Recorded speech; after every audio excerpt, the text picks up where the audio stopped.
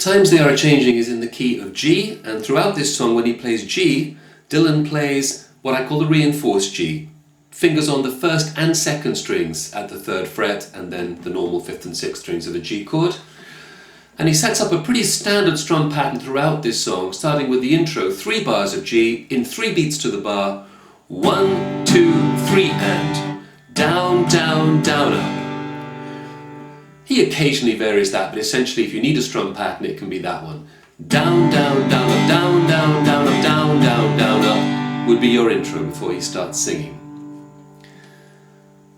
Now he plays most of these verses the same way. There's a small change on the refrain line that I'll talk about when we get there. But the first line consistently goes G for a bar to E minor for a bar. Notice, by the way, because I'm playing G this way, I play E minor with index and middle fingers. If you prefer middle and ring, that's fine, of course. So G for a bar, E minor for a bar, C for a bar, however you want to play C, and G. Come gather round, people, wherever you roam. Notice that final G is going for 2 bars. Now almost the same sequence on line 2, G to E minor to C to D. Admit that the waters around you have grown and echo. Just 1 bar of D at the end there. Now like the first line, G, E minor, C, G.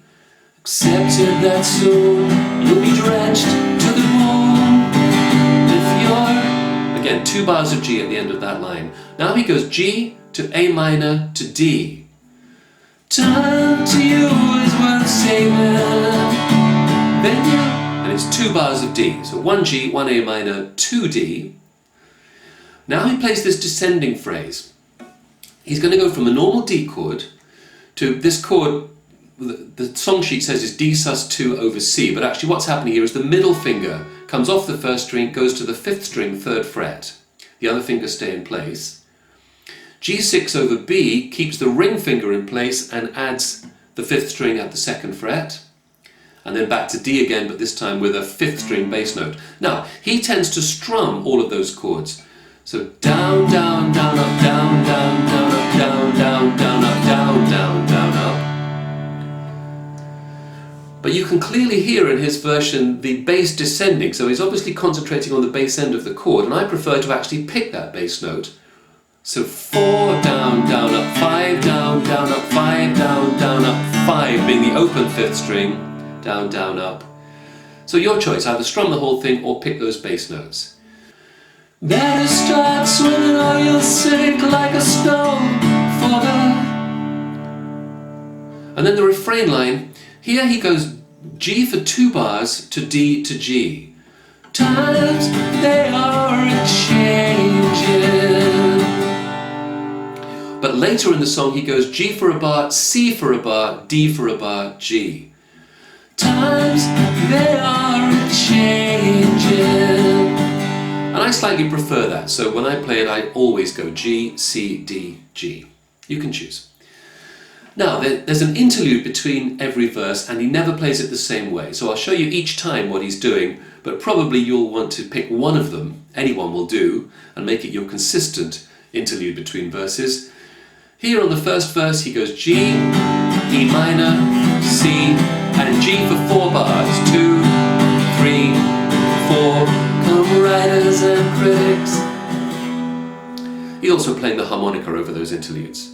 Okay, verse 2, the same as verse 1, except it does go G, C, D, G on the refrain line, and then the interlude after times they are a-changin.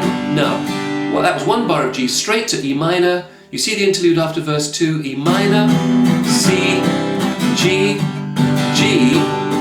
Now the descending D sequence comes, and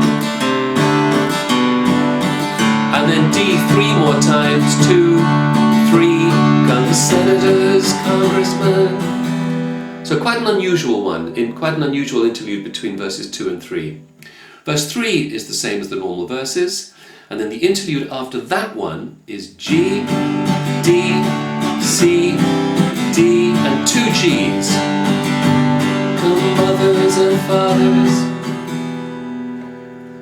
That verse of course is the same, and then a long interlude comes after that one.